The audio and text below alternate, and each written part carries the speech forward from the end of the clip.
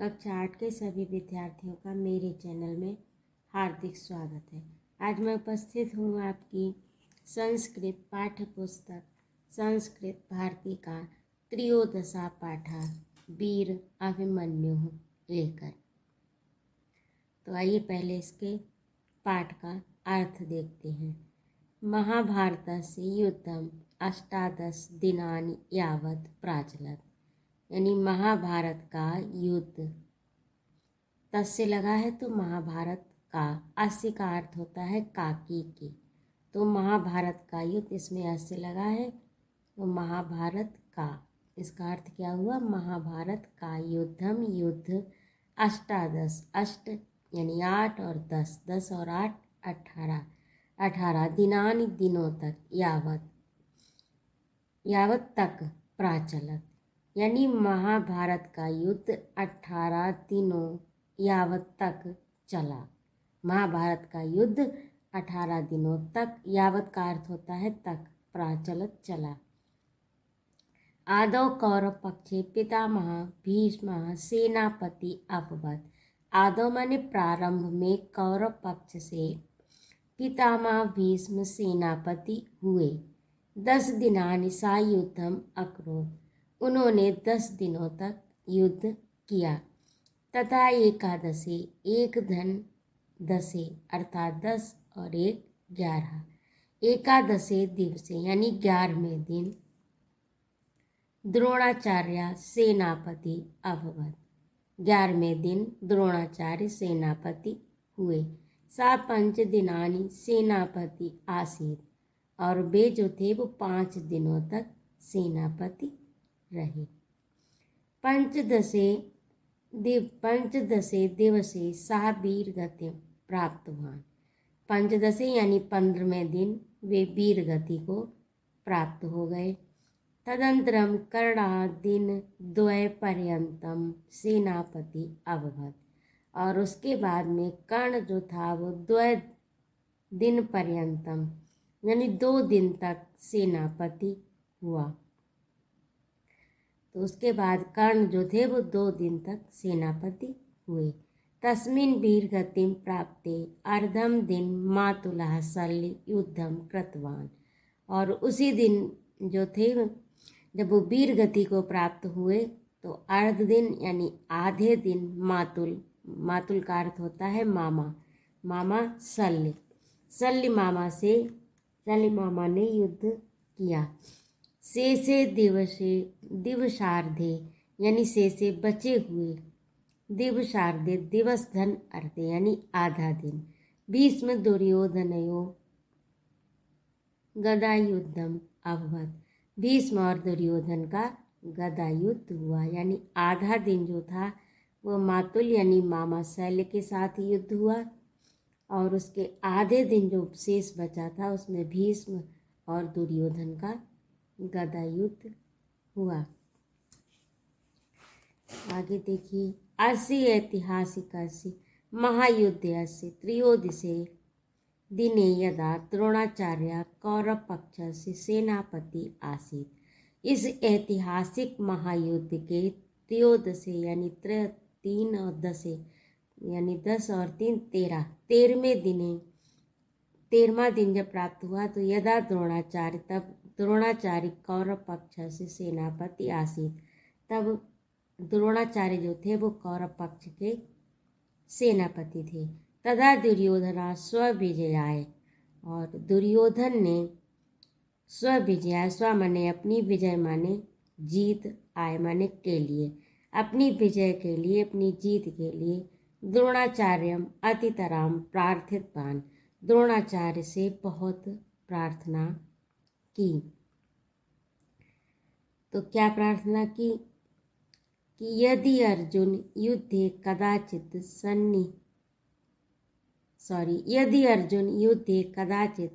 सन्निहिता न भवेत् तदा नूनम तब जयो भवेत्, यानी जब जो है यदि अर्जुन युद्ध में कदाचित सम्मिलित न हो या ना हो तो ये जो है जय यानी जीत संभव है। इति श्रुत्वा, ऐसा सुनकर दुर्योधन पक्ष के संसप्त नामक वीरवरा, एक संसप्तक नाम का जो था वो वीर पुरुष था, उसे अर्जुन युद्धाय आहुई अन्यंत्रम दूरम नीतवंतः। और जो वो वीर था उसने क्या किया, अर्जुन को युद्ध के लिए बहुत दूर, अन्यंत्र यानी दूसरी जगह, आयु माने बुलाकर ले गया, दूरम नीतवंता ले गया। तो अयम एव अवसरा इति मत्वा, यही अवसर है ऐसा मानकर द्रोणाचार्य ने चक्रव्यूह रचितवान, चक्रव्यूह की रचना की। जब वो वीर जो था वो अर्जुन को युद्ध करते हुए दूर तक ले गया, अन्यत्र कहीं दूर तक ले गया, तो यही अवसर है ऐसा मानकर द्रोणाचार्य ने चक्रव्यूह की रचना की। यस्य भेदनम पांडव पक्षे को अपि अर्जुना दन्य न अजानात। और इस भेदन को, इस चक्रव्यूह को, भेदन की जो क्रिया होती है, यानी चक्रव्यूह कैसे भेदा जाता है, इसे पांडव पक्ष में कोई भी नहीं जानता था। केवल कौन जानता था, अर्जुन जानते थे, अर्जुन के अलावा कोई भी नहीं जानता था। महाराजो युधिष्ठिरा अत्यंतम उद्विग्न अभवत। और महाराज युधिष्ठिर जो थे वो अत्यंत दुखी हुए। तदानीम अर्जुन पुत्रा अभिमन्यु युद्ध क्षेत्रम प्रति प्रस्थिता यतः सा चक्रव्यूह वेदनम विधि अजानात। और वो जो था अर्जुन का पुत्र अभिमन्यु जो था वो युद्ध क्षेत्र की ओर प्रस्थान किया, क्योंकि वही चक्रव्यूह का भेदना जानता था। किंतु चक्रव्यूह द्वारे स्वपित्र वसु, यानी किंतु चक्रव्यूह जहाँ पर बना था उसके द्वार पर स्वपित्र यानी अपने पिता की बहन के पति अर्थात फूफा सिंधुराजो जयद्रथा युधिष्ठिर भीम सहदेव नकुलान अवरुद्धवान। और उनके जो फूफा थे सिंधुराज जयद्रथ, उन्होंने युधिष्ठिर भीम सहदेव नकुल को वहीं पर द्वार पर ही रोक लिया। अभिमन्यु एकाकी चक्रव्यूह मध्य प्रवेश, अभिमन्यु ने अकेले ही चक्रव्यूह में प्रवेश किया। अति पराक्रमेण युद्धम कृत्वा बहून वीरान हतवान। और उसने अत्यंत पराक्रम से युद्ध करते हुए बहुत वीरों को मार दिया। हादिक हादिक, धिक्कार है। अंत में द्रोणा कृपा कर्णा अश्वत्थामा बृहद्बला कृतवर्मा जयद्रथश्च सप्त योद्धार सब मिले। अर्थात धिक्कार है, इन सभी लोगों ने मिलकर, सप्त योद्धाओं ने मिलकर, यानी 7 योद्धाओं ने सब मिलकर अभिमन्यु निशस्त्रम कृत्वा एकाकिनम हतवंता। और अभिमन्यु को निहत्ता यानी उसके हाथ में निशस्त्र यानी शस्त्र नहीं थे उसके हाथ में, और एकाकिनम हतवंता उसको मार दिया। अभिमन्यु वीर गतिम लब्धा, अभिमन्यु वीर गति को प्राप्त होकर अमरो अवत, अमर हो गया। तो ये था इस पाठ का अर्थ। उम्मीद है कि आपको समझ में आ गया होगा। यदि ना आया हो तो कृपया इसको पुनः सुनिएगा, और इसके बाद कोई भी समस्या हो तो कृपया मेरे कमेंट बॉक्स में लिखिएगा।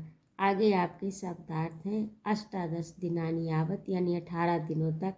पंचदशे दिवसे 15वें दिन मातुला मामा प्रार्थितवान, प्रार्थना की, नीतवंता ले गए, मत्वा मानकर, अजानात जानते थे, तदानीम उस समय, पितृ वसुपति यानी पिता की बहन के पति अर्थात फूफा और सब मिलकर। तो ये आपके शब्दार्थ हैं, इन्हें आप अपनी उत्तर पुस्तिका में लिखिएगा और याद करिएगा। जब आपको शब्दार्थ अच्छी तरह से याद होंगे तो आपको पाठ आसानी से समझ में आएगा।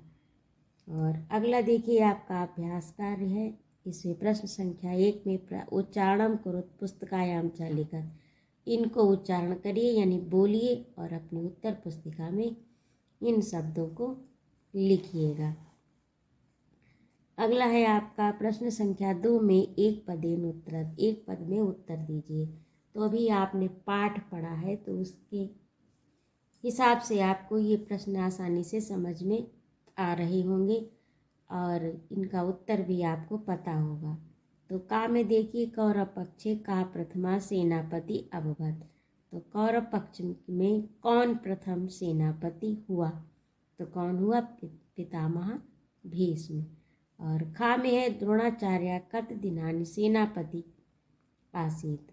द्रोणाचार्य कितने दिनों तक सेनापति थे? तो 5 दिनों, यानी 5 दिनों तक वो सेनापति रहे थे। गा में देखिए, एकादशे दिवसे कहा सेनापति अभवत। 11वें दिन सेनापति कौन हुआ? तो द्रोणाचार्य।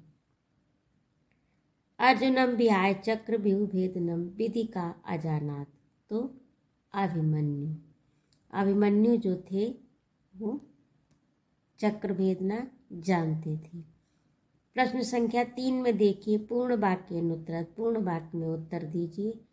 तो इसमें प्रथम जो का है वो यहाँ स्थान ना होने के कारण मैंने इसे ऊपर लिखा है, इससे आप का वाला समझिए और उसे ऊपर से नोट करिएगा। महाभारत से युद्धम कति दिनानि यावत प्राचलत। तो महाभारत युद्धम 18 दिनानि यावत प्राचलत। खा में देखिए, त्रयोदशे दिने कहा सेनापति आसीत। तो त्रयोदशे दिने द्रोणाचार्य सेनापति आसीत। गा में देखिए, द्रोणाचार्य विजयाय किम रचितवान। तो द्रोणाचार्य विजयान चक्रव्यूह रचितवान। घा में देखिए, चक्रव्यूह द्वारे पांडवान का अवरुद्धवान। तो चक्रव्यूह द्वारे पांडवान जयद्रथा अवरुद्धवान। चक्रव्यूह के द्वार पर पांडवों को किसने रोका था? तो जयद्रथ ने रोका था। प्रश्न संख्या 4 में देखिए, अधोलिखित पदानाम विभक्ति वचनम लिखत। तो पद एक तरफ दिए हैं, दूसरे में विभक्ति है और तीसरी पंक्ति में वचनम।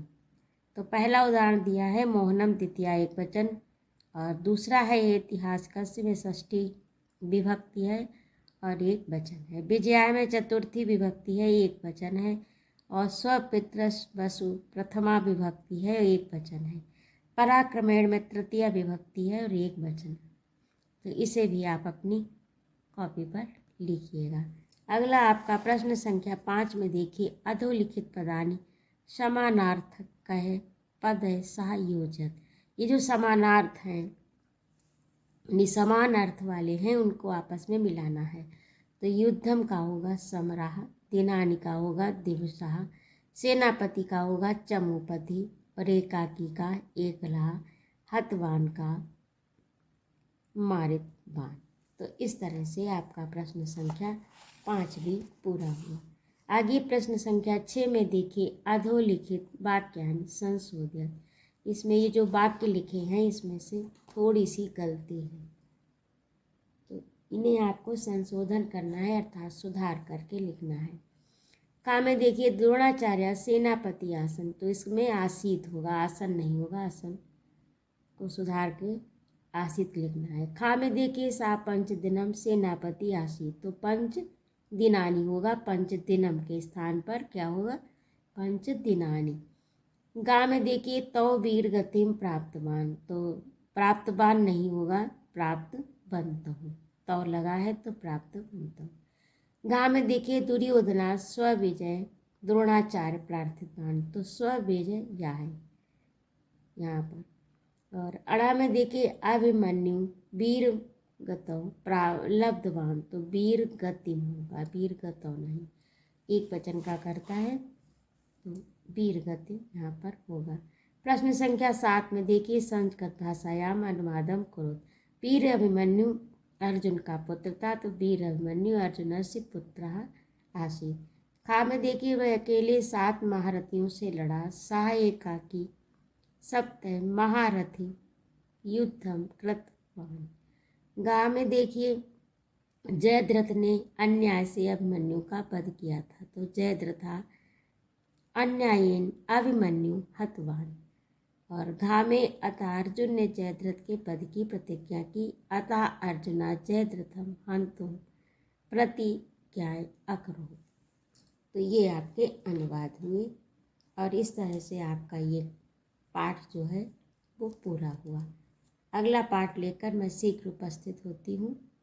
और यदि आपको कोई प्रश्न हो, कोई समस्या हो, कुछ पूछना हो या किसी भी कक्षा का कोई वीडियो आपको देखना हो तो कृपया मेरे कमेंट बॉक्स में अवश्य लिखिएगा। वैसे मेरे इस चैनल पर उत्तर प्रदेश शिक्षा परिषद द्वारा संचालित कक्षा 3 से लेकर कक्षा 8 तक के सभी जो भी पाठ्य पुस्तकें हैं सभी के वीडियो आपको मिल जाएंगे, उन्हें आप अवश्य देखिएगा। और यदि आपको मेरा पढ़ाना अच्छा लगा हो तो कृपया मेरे चैनल को सब्सक्राइब करिएगा, अन्यथा कोई बात नहीं। स्वस्थ रहिए, आनंद रहिए, खूब ज्ञानार्जन करिए। जय माँ भारती।